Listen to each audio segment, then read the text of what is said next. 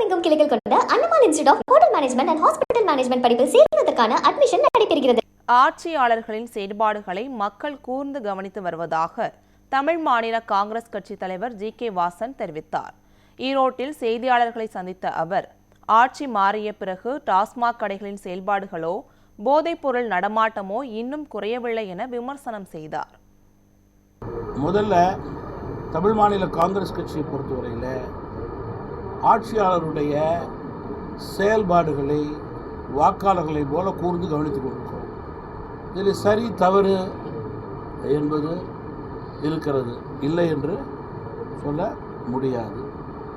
குறிப்பாக டாஸ்மாக் கடை, போதைப் பொருள் நடமாட்டமெல்லாம் குறையவில்லை, தொடர்ந்து கொண்டிருக்கிறது. இதற்கு முற்றுப்புள்ளி வைக்கவில்லை என்பது நான் சொல்ல வேண்டிய அவசியம் கிடையாது. நாளுக்கு நாள் பத்திரிகை செய்தியும் தொலைக்காட்சி செய்தியுமே பிரதிபலிக்கிறது. அரசியல் கட்சிகள், அரசியல் தலைவர்கள், பொறுப்பில் உள்ளவர்கள் உண்மையிலேயே வாக்காளருடைய எண்ணங்களை பிரதிபலிக்க வேண்டும், அவருடைய நம்பிக்கையை பெற வேண்டும்.